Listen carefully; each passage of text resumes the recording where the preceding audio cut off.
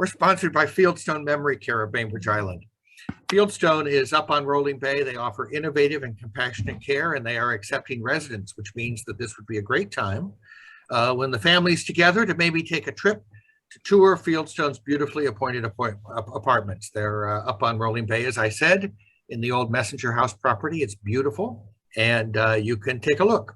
Call 360-271-2530 to schedule that tour. Thank you, Reed.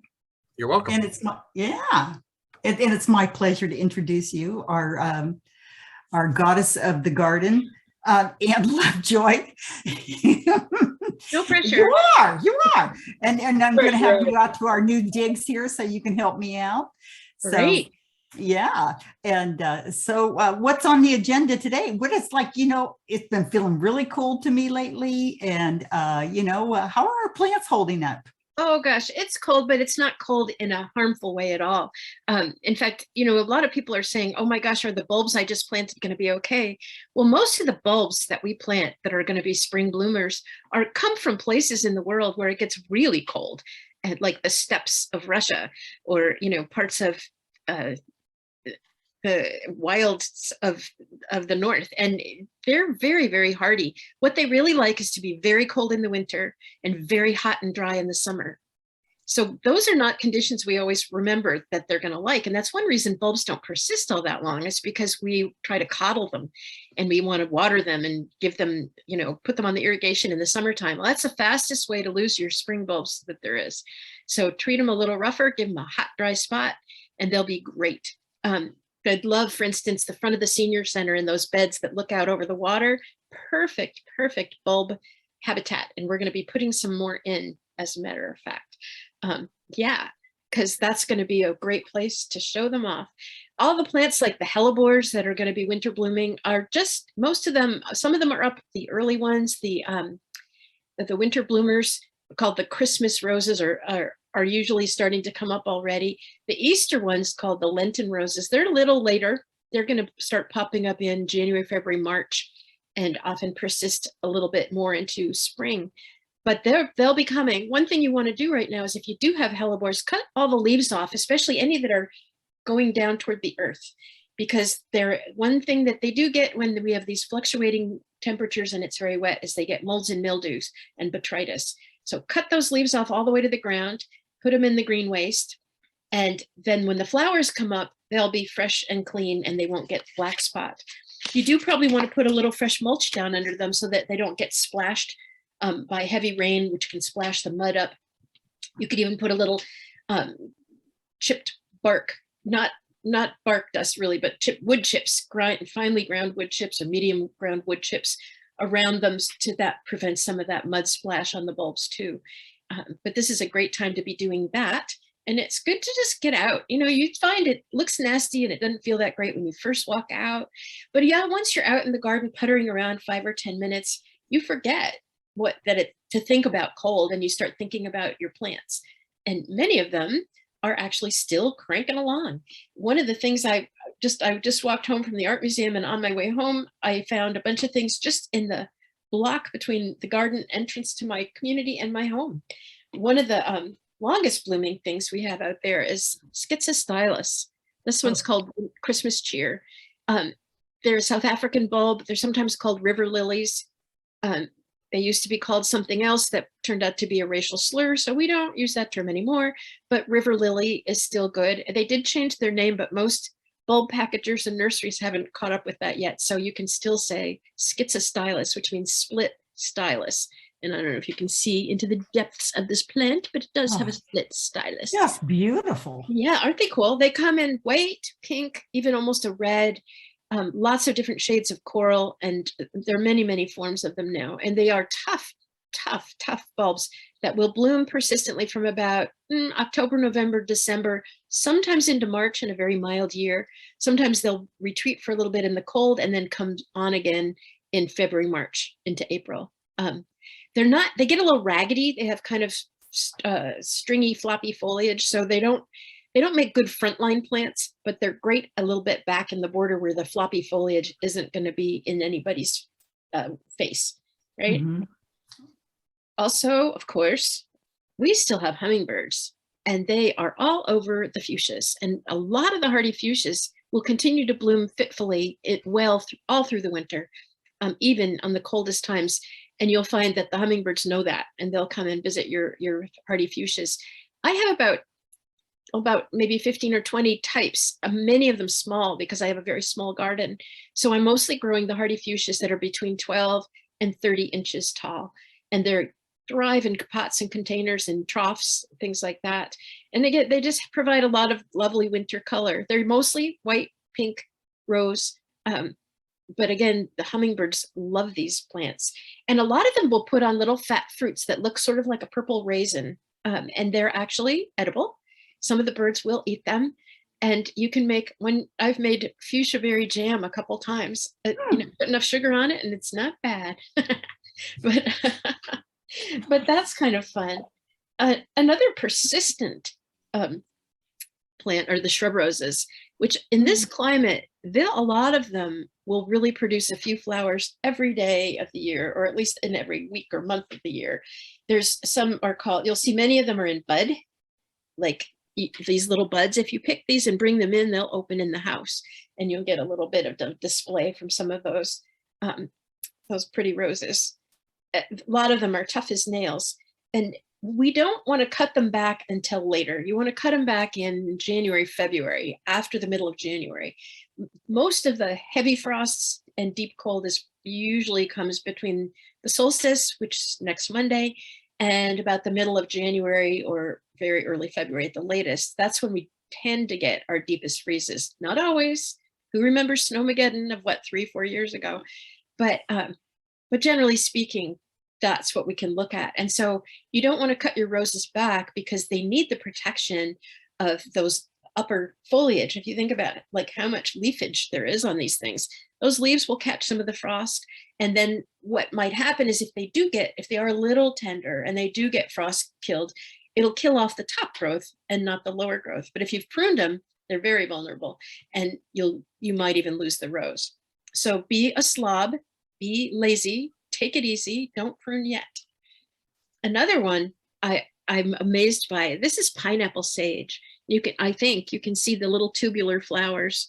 Again, a hummingbird pleaser. It's in the salvia family, and it is an incredible long bloomer in this climate.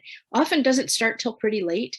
It'll make a shrub 3-4 feet even, covered with these red blossoms. And if you pinch off the old ones, they'll just keep coming. It's a bud builder. And you can see there's buds that have bloomed out all along the stem and new ones forming. So instead of starting a whole new stem, the old flowers will bloom and fall off, and it'll build and build and build and build and build and build and keep on adding. These do great in pots and containers as well. And they are hummingbird favorites. Right now, when there's not much else happening out there, I have 4 or 5 hummingbirds on this plant almost all day long. Pineapple sage. Pineapple sage.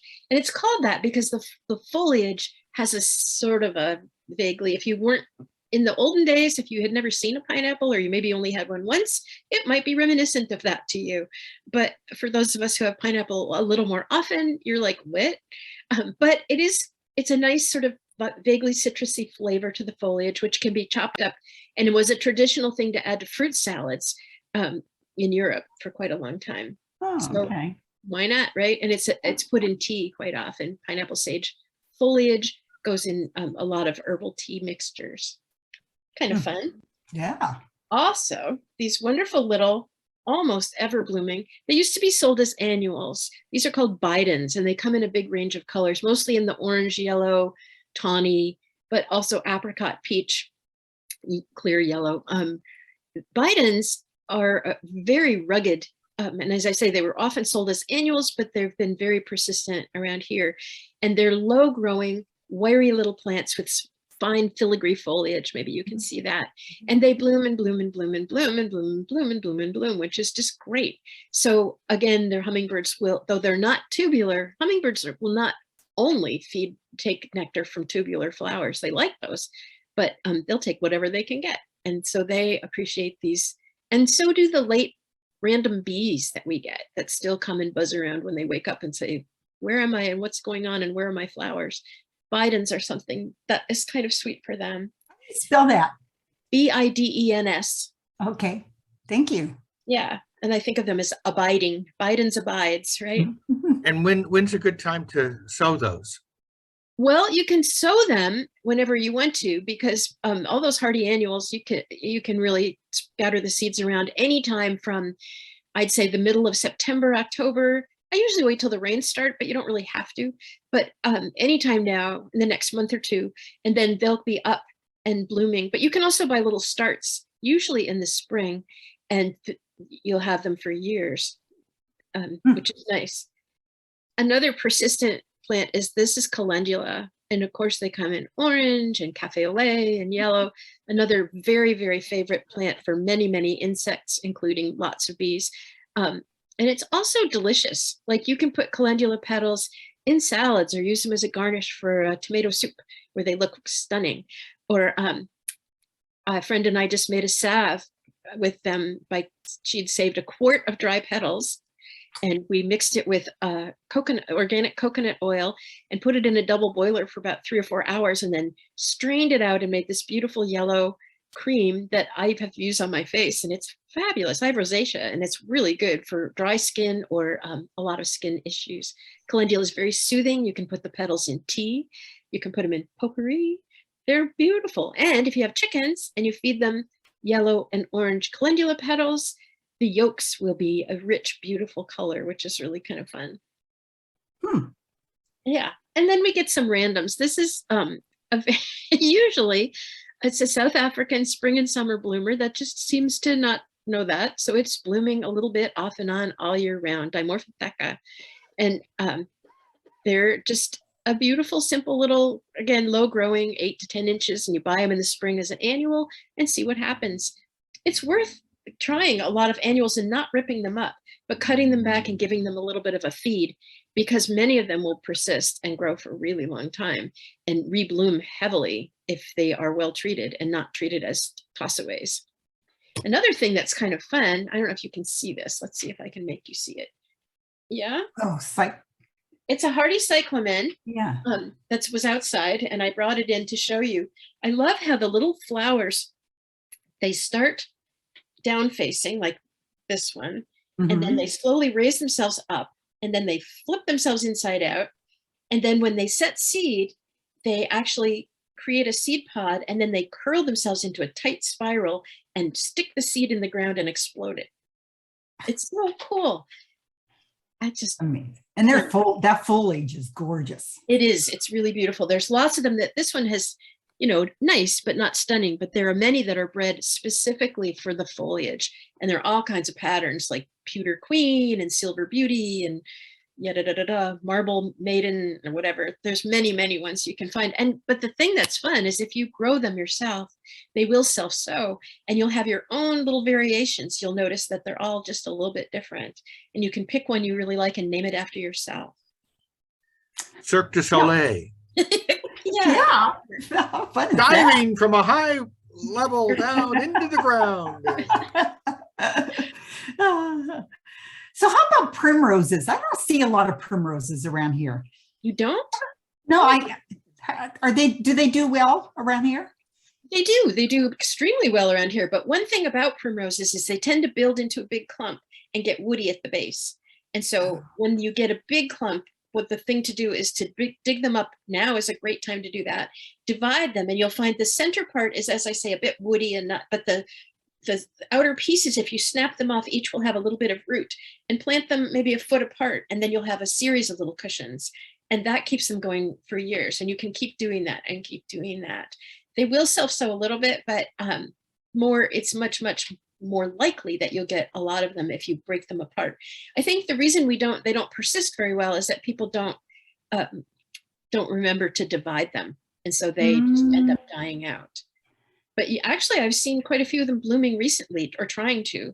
Okay, yeah, they usually do in the wintertime, and so we just need to have you on speed dial to remind us. Well, the other thing is that some of the biggest, floofiest ones that you can buy now, the fanciest ones, are not as hardy. So they need good drainage. And if they're planted in a mucky, wet place, they'll probably rot out. In England, where they're native, and throughout Europe, they're usually growing in the hedgerows that are like banked on the sides of the road so that they actually get good drainage and they're not sitting in soggy puddles. You won't see them in low-lying ditches and things like that. You'll see them. Come on. My light is supposed to, there you go, thank you. It's supposed to react to my hand. When my granddaughter's playing there, she just waves her hand when the light starts to go out. It's really cute. She'll be busy in her work. You know, Anne, you didn't mention the camellia, the camellias at the church. Yep, I was going to say that's on my list too. There are a whole series of winter blooming camellias that are Japanese and Chinese, and they're called Sasanqua camellias. They usually bloom typically October, November, December through about March again. And yes, at Eagle Harbor Church, I put in about, I don't know, 20 of them some years ago. And so the red ones with golden, beautiful centers are called Yuletide, and they're very, faithful to bloom around this time of year. There's also a whole series of white ones or pale pink ones called things like Snow Girl or Blushing Snowball or stuff like that. They all have weird names. But most of them are great little plants for not too big a space because they typically get maybe 6 to 8 feet, maybe 8 to 10 over time. But they don't need pruning and they don't need much management, which is really nice. And they look good, of course, because they're evergreen. They look nice even in the summertime. You can see them often trellised and trained to be flat like an espalier, which is great for a small space. If you plant them near your house, they should not touch the wall because then you'll get a big buildup of mold and mildew on the back of the foliage. So you want them to be out from the wall, out from under the eaves, where they get rain and good air circulation, and they'll bloom for many, many years. They're very long lasting and hardy. One caveat, those ones at the church, the ones that overhung the sidewalk along Lower Madison, in that big Snowmageddon event, the city came by and they just cut the tops off everything with their big cutters because they were dripping over the sidewalk. That is not actually a preferred technique for pruning small trees. So those are ones along that sidewalk on that side are not as handsome as the ones across the north face of the church, which have not been whacked. And you can see what the more natural shape looks like by looking at those. But they are tough and they're coming back even from bad pruning and that heavy load of snow. They're absolutely beautiful. The colors are gorgeous. Yeah. So I've always thought of camellias liking shade. Is that, or is that just some camellias? No, well, it's true that most camellias do prefer shade. And we used to say that all plants that thrive in the Pacific Northwest are shade plants, because for so many, of our long gray summers, we started feeling like maybe we never really do get the sun. That's starting to change. So it is a really good idea to remember that, yes, they actually do prefer some shade, especially afternoon shade. They can tolerate quite a bit of morning sun, but afternoon sun, which is harsher and much hotter in the summertime, will be much, you'll get leaf curl, the edges of the leaves will start to brown off and sometimes blacken. Just, it's not preferred. And that's true for a lot of shade plants. Even hydrangeas will do much, much better if they get protection from afternoon sun and morning light. Yeah. And I wanted to ask you, I have on my patio Louisia, and it is blooming again. And I have 1, 2, 3, 4, 5, 6, almost 8 different spikes coming up. And they are the most lovely little pink, orange, blue, red plants. I have 2 of them. Only one is producing right at this point and is producing like crazy. So I'll even be able to snap some of those off and bring them in the house and have some lovely flowers inside. So Louisia, that's a native plant to the Northwest. You'll see them everywhere from like the Montana mountains, high altitude mountains, all the way through to the coastal range. You don't see them so much in the lowland. They are typically spring and summer bloomers. That one's a little confused. Some plants in our heat bump in June. It's my plant. What can you say? Well, many plants interpreted that heat dome in June. That event stunned a lot of plants into sort of shutting down.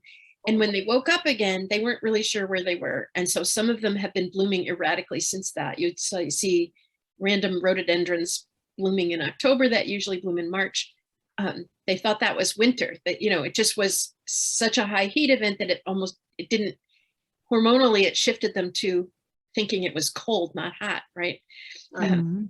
So yeah. I love the provenance of it in that it was very well, whether Lewis actually cataloged that. And that's why the name is Lewisia. That's of course many Native American names too. Oh, I'm sure, but that's why the Lewisia is on there. That's right. And you know, you can get them, like Ace Hardware usually has 4 or 5 different colors of them for like $2.49. If you put them in a little bit bigger pot, like maybe so, they'll last for years and years. And what they really like is to dry out and be hot and dry in the summer. And so benign neglect is really good for them. They don't like to be fed particularly. They do not want to be overwatered.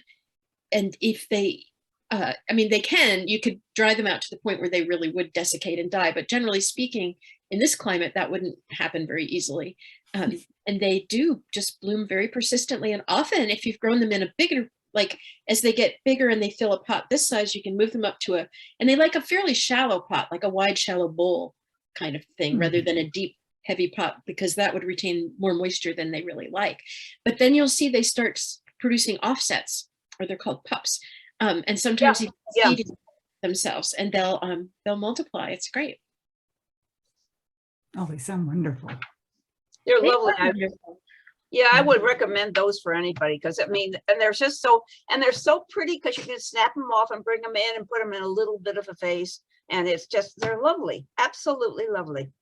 In nature, they don't have a ton of colors, but they've been hybridized so that you can get, I think they're called things like plum passion and peach puff and, you know, pink this and rosy that. Yeah, there are quite a lot of colors, and they've even got kind of a coppery orangey pink one that's really beautiful.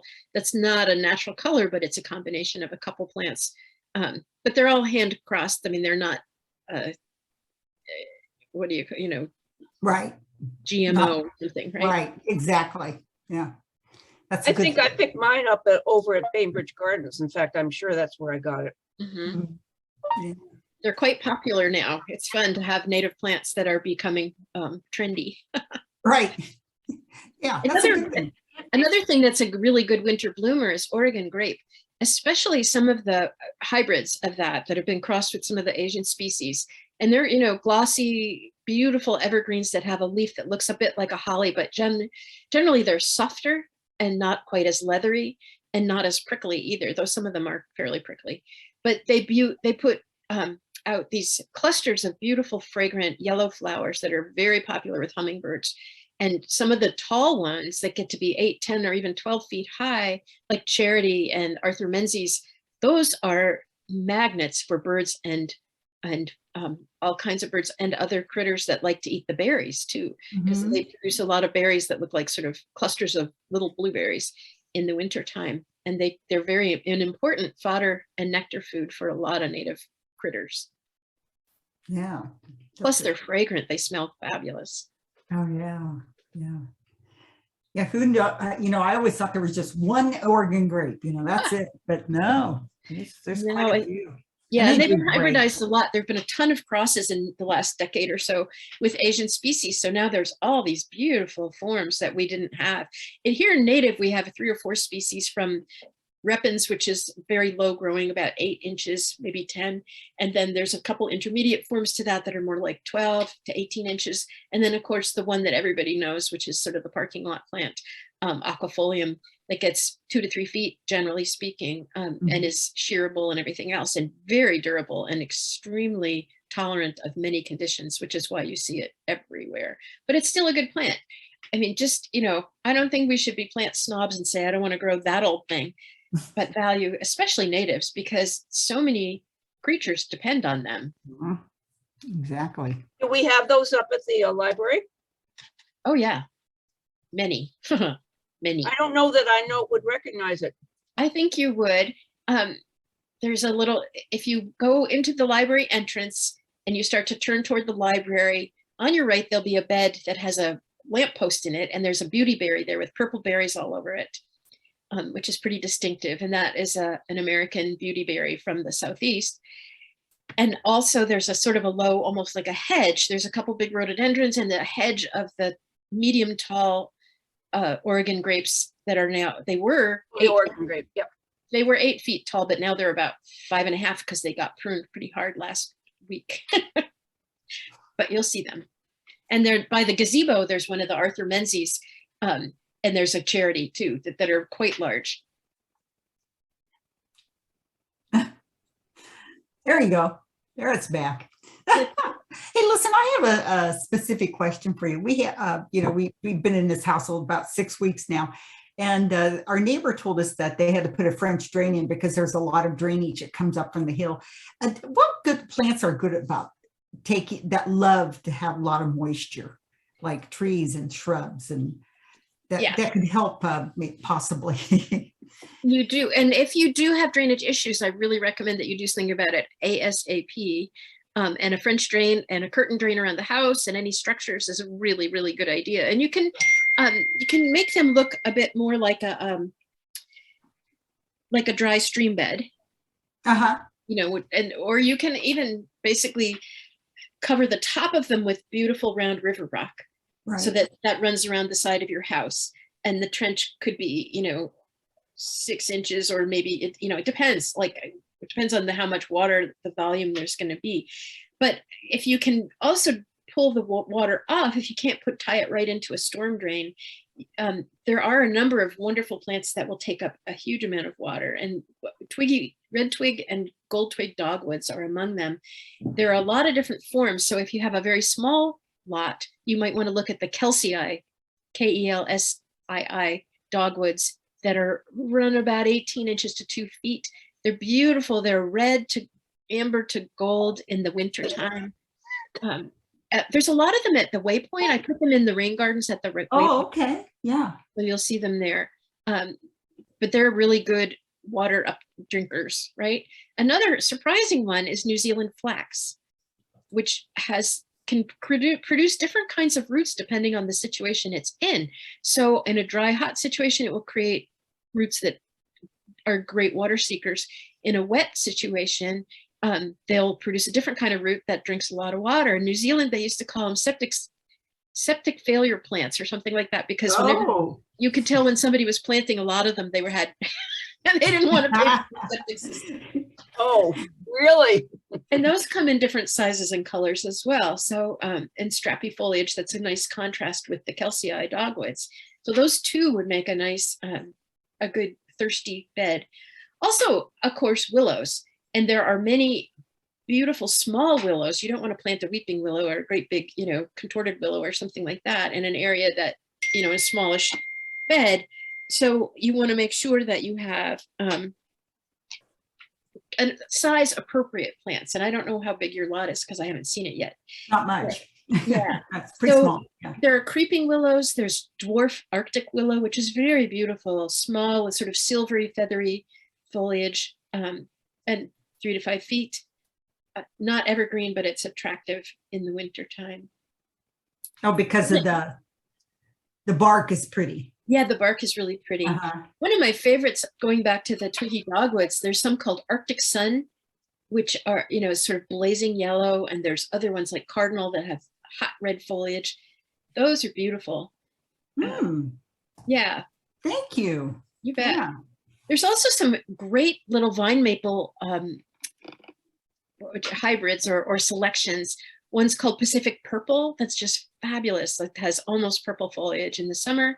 There's also golden forms. There's sentinel forms that are very, very upright. Pacific Fire is one of my favorites that has red stems all year round, but especially attractive in the winter. And people are always buying those, red twig maples. That the problem with those is as they get older, the red migrates out to the tips. And the rest of it isn't really. And so they're not as beautiful as they are as puppies. They're not pretty as a big tree, but Pacific Fire actually stays pretty small, 8 to 10 feet, quite upright and dense, and the foliage is beautiful. And the stems are really handsome and they stay brilliant red and sort of copper and bronze all winter. Great. I'm just writing all this down. Yes. Yeah, that's great because when they did put a drain in there, it's out there with the rocks and whatnot, but we're finding that it seems to be needs help still. So we'll get it worked out, but I'd like to also have a thirsty plants out there also. Well, another thing to really think about when you have that kind of situation is there a basement or a crawl space? There's the bottom space there's no crawl space, but the bottom partially has earth kind of up around it. Partially, not all of it. Yeah. So one of the things you want to make really sure about is that there are vents and that no plants are blocking those vents. Yes. That's huge because a lot of times people have that kind of situation and you put in the vents and then somebody plants a great big evergreen something in front of it and the vent gets blocked and then you have problems inside and out. You want to make sure that you got great air circulation and it's not blocked by whatever you put near the house. Yes. Okay. I will go check that out. You don't have any leaks, do you, Karen? No, there's no. The house is only 3 years old. It's not that old, so it's pretty much after the construction was done, the problems that were found were sort of taken care of. Because you just never know what kind of drainage you're going to have after, especially if other people are building around you. So anyhow, yeah, that's great. Another thing I was going to talk about is that this is a great time to plant garlic that many garlic farmers traditionally plant on the solstice or between Christmas and New Year's is another favorite time. And that's for summer garlic, right? So that you plant now and reap in June, July, August, right? And the thing is that a lot of times at the grocery store, if you look at the organic garlic, some of it's already starting to sprout. Yes. That's perfect. So just gently pull them apart and stick each clove about 6 inches apart in really good replenished soil. And you'll be able to harvest summer garlic that will be really nice and fat and big. I always put the biggest, fattest cloves I plant because that way you're creating your own little line of garlic that's big cloved. A lot of people plant the smallest ones they're not going to use, but that actually doesn't work the way you are hoping it will. Yeah. Just chop up the little stuff and plant the big stuff. Yep. Or, if you don't want to bother to peel a little clove like that, you can throw it in when you're doing chicken broth or something like that, or vegetable broth, and then it'll add savor, and then you can just put it in the green waste, right? Oh, that's great. I never have thought of that. And that's such an ideal idea. Isn't it? It's like, yeah, because it's like then you get all the benefit and none of the work. Right. That's right. Yeah. If it's going to be a shorter term cooking thing, then I cut them in half, but that's easy, just chop. But you don't have to go through all the tedium of peeling them. And one thing I learned in Italy was that any clove of garlic, they just press it with a flat knife and cush it, and then the peel pops right off. Mostly true. It turns out some kinds of garlic don't peel quite so easy as that, but most of them will. And that we do. But even those little bitty ones, they're just a pain. So you can throw them in when you're doing rice or boiling potatoes for mashed potatoes, and then fish them out, or broth. You put them in all the time when I'm doing bones of something, right? Mm-hmm. Because you're gonna be screening that out anyway. Yeah, exactly. Yeah. Oh, great idea. Yeah. And this weather. When I do that kind of thing, I put in things like the ends of the celery that aren't, and actually if you have organic onions, the brown paper skins on the outside will give your broth a beautiful rich color. And then if you're going to put it in gravy or something like that, it will make it a nice deep color instead of that pale kind of not very pasty gray or whatever. Yeah. Yeah. So it's a natural dye. Yeah, that's right. Onion skins are used for dye. Oh yeah. Yeah. So you can What you usually do with them is throw them away, right? Well, you can put them in the compost, of course. But I do things like, if you're peeling a carrot, put the carrot peels. My brother freezes all that kind of stuff. I don't always remember, but I make soup pretty often. So I usually just throw stuff in there. So potato peels, carrot peels, onion skins, the little garlics, all that stuff can go in your broth during the initial cooking period. And then it will all get sieved out when you're just getting ready to strain it. Right. One thing, if you do all that, you will not get a clear broth. You will get a cloudy broth. Not, you know, if you don't care. If you're trying to go for consomme or something, you wouldn't want to do all that. But most of us aren't really. I like rustic soups Yeah, exactly. with crusty breads. Well, and then you're not wasting things. Exactly. Yeah. Yeah, that's what we're trying to do, is not. And waste. all those vitamins. Yeah, Yeah. exactly. it's We just the know best stuff. a lot of vitamins are close to the skin. I mean, and you have to be, you know, not everything is really so yummy at the skin edge. So it's, you know, we just take advantage of those vitamins in a different format. Right, right. Absolutely. I have a couple of questions. Sure, Barbara. Hi, Barbara. Barbara. Hi. One of them is about my plum tree. I was looking out the back window this morning and noticed that it's really huge. There are no leaves on it. Usually it's beautiful, but now there are no leaves, so it's very noticeable. And I called a tree trimming service to come and prune it. And I'm wondering if I don't get it pruned, because they're all so busy right now. Do you have any idea of what will happen? It Yeah. didn't have any plums on it last year, but it did the year before. So here's a couple things to think about. This is not a good time to prune a fruit tree at all, because winter pruning for fruit trees promotes what we call the hydra head effect. So you have one stick, you know, twig, you cut it, and then it will shoot out with a whole fistful of shoots, right?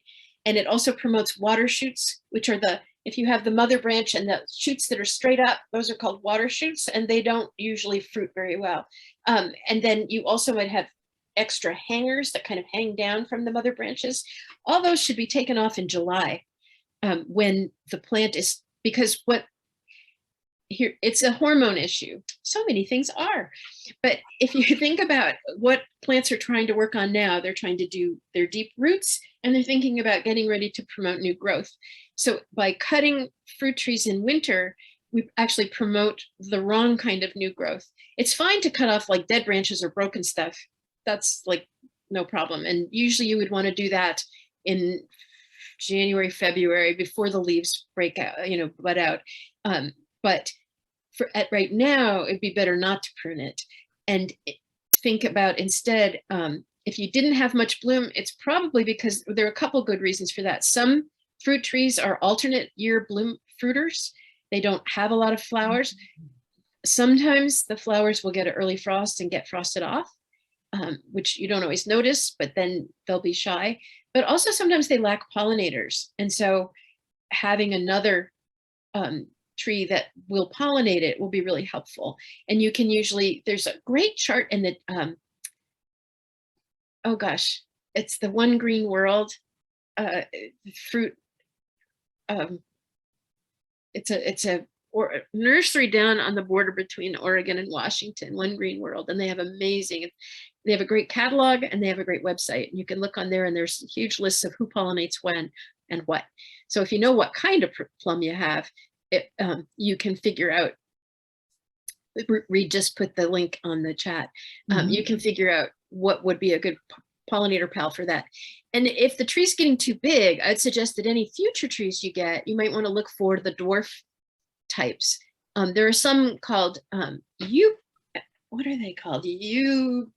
Easy Pick or something, and they're U-shaped. They're trained very young to make a U form with like 4 or 5 branches, and then they get to like 10 feet, and you can harvest them really easily and not getting on a ladder, which at our age is not a great idea. So look for dwarf, and make sure you find out what dwarf means, because things like wild cherries can be 40 to 60 feet, so the dwarf might still be 20, right? That's something to consider when you look for another fruit tree. Does that all make sense, I hope? Oh, yes, it does. And thank you. Sure. My second question has to do with lettuce. We've been picking lettuce from outside all along, and it's growing quite nicely. And then I decided I would start some seeds indoors. So I have one of those grow light fixtures that I bought at the Rolling Bay store. and I planted some lettuce seeds, and it says they should germinate within 7 to 10 days. What do you think? Yeah, they should. Yeah, yeah, they will. You'll grow them on, but at this point, I'm trying to think how quickly they'll form. Like, usually you put false starts in like September, October to go, like, of all the winter tolerant lettuces, like the Four Seasons and the Winter Beauty, and the winter hardiest forms are like the Bib lettuces for the most part. Some of the romaines, some of the red ruffles, those kind of are usually pretty winter hardy. There's a lot of French winter hardy lettuces that are really good. But when you're growing little bitty seedlings like that and they grow up indoors under the lights, going out into the cold and dim is going to be kind of a culture shock for them. So you'll have to acclimate them. And it's almost like backwards, because in the spring, when you grow stuff indoors, it's all warm and cozy and you're putting them into the cold outside, they can get shocked and stop growing. And it's the same kind of thing now. Lettuce likes cool, but if it's been grown indoors, it will tend to be a little thin. Foliage won't be as dense. And so you want to take them outside for a few hours in the sun and bring them back in for a few days before you actually plant them out. Okay. A lot of work, but okay, Well, I'll try it. Yeah, I mean, it's worth a try. You know, pack of lettuce lasts a couple of years and it's not very expensive. So you can sow a few. You might just be able to grow them indoors under your grow light if you get to put them in a deeper flat. Oh, you're right. Right? That's a good idea. They might be You happy. could just harvest in your house. Great, Barbara. Right? Put it right by my chia pet. That's right, exactly. Well, a lot of people have, if you have the space and you've got those great lights, you might as well take advantage of them. But they'll need to be in a deeper, they'll need a little more soil base than they would get in a little starter pot. Yes. But yeah, okay, that sounds good. But when this is just, I was reminded of something when Reed made the joke about vitamins. I listened to a lot of British garden shows, and I thought that the clematis plant was pronounced clematis because I was listening to the British pronounced plants. it is pronounced clematis because it's Greek in origin, and in Greek, the antepenultimate syllable always takes the stress, as you probably remember. No, I Did I- don't know. I just know that here people don't say clematis. I know, but it really is clematis. Wow. That would be It's like our friend at the senior center, Venera, right? Oh, yeah. If she were in Italy, they'd call her Venera. They would call her Venera. Oh, yeah. And the English call the hero Achilles instead of Achilles, or Heracles instead of Hercules. Right? But we can snoodily say clematis and know we're right. Yeah. Okay. Thank you. Yeah. Well, so that's why we need subtitles when we watch BritBox, right? Right. I had a fantastic experience one time when I was in one of the British National Trust gardens with a bunch of really, like, Penelope Hobhouse and Christopher Lloyd, and so all these incredible, like, super famous at that time British gardeners, and they were talking about euphorbia, I think, and they pronounced it differently, every single one of them, and they didn't acknowledge each other. So they'd say, oh, I just love Carassius. Yes, I think Characius does extremely well. Characius is, and they would go around in the circle, all like just flatly saying what they thought was right and ignoring the others. And I thought, oh, they don't know either. That's cool, right? There's a mystique, but just say whatever it is and look them in the eye. All right. Be confident. Okay. So Yes. it's vitamins or clematis. Right. Oh my gosh. You say potato, I say potato. A rose is a rose is a rose. By any That's other right. name, Exactly. it smells as sweet. Okay, and when can I plant my tomato? You're kind of jumping the gun here, girl. I think that It's a little early to do that. Though actually some people, if you do have an indoor setup like Barbara does, and you've got the lights and everything, some people do start tomatoes like in December, January, and then have them grown out and then start doing, getting them ready to go outside more like May. It's a long time and it's a big commitment. And you have to have the kind of lights that you can adjust, because as those plants grow, the lights have to be moved up so that they're not squishing them. And if they're too far up, the plants will get leggy. And if they're too close down, they'll kind of get cramped. So, there's some that are on pulley chains and you can just keep adjusting them really easily. And usually they're on a kind of a tray setup, so you can put the trays under the lights. But if you don't have that, it can be a little awkward to kind of bring them to fruition. And for $5 you can get a really nice plant, so a nice tomato start that's really happy. Yeah, I know, but when? Well, I miss not my yet. tomatoes, well, you know me and my tomatoes. Our fresh tomatoes that are so delicious, right now it's hard to find them. Yeah. So I'd say impossible. impossible, I don't We even try- buy them. I've Yeah. really become much more of a seasonal cook, and I don't buy things that have come from Peru and Chile. I don't buy strawberries in December, and I don't buy tomatoes at this time of year because, that's not, for one thing, the carbon burden is huge on things like Yes. that. The Mhm. average grocery store item has traveled, like, I think it's 3,500 miles by the time you get it. It's crazy. And I think we just need to be a little more needful. So I'm kind of loving that sort of, well, they used to talk about a 50-mile diet, and that worked great if you lived in Marin County. But Right. here, you're more limited. Because, down there, you're like, oh, sure, within 50 miles, I get special olive oil and lemons and almonds and blah, blah, blah. And here you get lots and lots of kale and cabbage. Right. But if Which you're is good for hoping- us. yeah, it's good. But if you're hoping for more than that, you got to spread your wings a little further. Well, those So- tomatoes don't even taste any good, they don't have any taste, they're blah. No, Well, no. right, they're hydroponic, and nobody gave them any salt, Right. Exactly. No seawater. right? So, No. the thing. Yes, so we have seawater. exactly. So you have to just dream for the summer tomatoes. So you just have to be patient. And use a can opener, right? Right? I Yes, mean, if exactly. for your soup. Or check your Right. freezer, because many of us have roasted a ton of them, and I put them in little 1-cup packages in my freezer. And then when you were making a soup or a stew or something that would like a little bit of that, you can get, beautiful roasted tomatoes out and toss them in, and it's a taste of summer right there. Right. I followed directions, Ann. You told me to do that. I did it. And I've got stuff from, actually, I think I just finished up the ones from last year, and I'm starting on this year's now. And it's such fun. Oh my God. And they taste so good.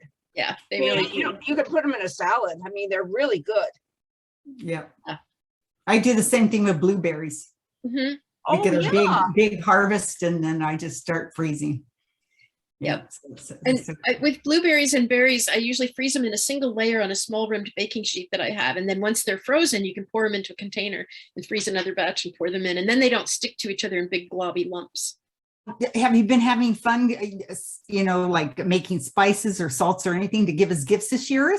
Oh, Yeah. absolutely. Yeah. We, my grandkids and I picked a lot of herbs and petals and flowers in the summer and dried them. So we have lavender, calendula petals, we have rosemary, we have oregano and lemon thyme and a couple different kinds of thyme, spearmint, peppermint, chocolate mint, lemon balm, all those things. And then we have been making herbal tea combinations and different kinds of salt. Like I made a garlic and rosemary salt by grinding a lot, like a cup of rosemary.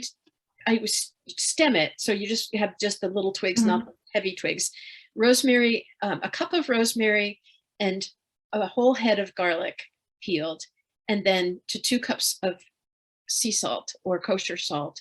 Grind it up, and then you can bake that at 225 until it gets crispy. Hit it with a spatula till it breaks up. Put it back in the Cuisinart or whatever you're using, food processor, grind it again, and then you can put it in little jars, and it's fantastic. And you can add anything you like. You could do, I used to make often a lemon ginger pepper salt. That was really yummy. Ooh, that sounds good. It's Sounds good. really good. Yeah. And, you know, not everybody wants a quart of that. So I've learned to get small bottles, like TNC have really good little shaker bottles Yes. that you can put that in and share it, and people don't back away. Like I already have some from 4 years ago. Thank you. Smaller amounts are good. These are the newer ones. And they Oh, have the okay, solid okay. squirt. And then when you open it, they have the shaker thing. Oh, And this so is nice. nice because then they don't spill all over the place. Yeah. And I'll tell you. But I also got some of these small ones at Oh, Ace. And those, I'm just going to put a piece of, you know, wax paper over the top and then screw the top on so that they don't spill. But that's a nice amount for one person or for people Right, who are, you know, right. because, you know, the thing about condiments is you don't, how many of our fridges are full of interesting condiments we bought and used once or twice and then thought, now I have a whole huge thing of that. Right, right. Because we all need something to do that doesn't depress us, or Exactly. something we can do by ourselves or with a few other people. Yes. I do this with my grandkids, and my granddaughter, who's 5, she was working and making this mixture of lemon balm and rose petals and lavender and chamomile.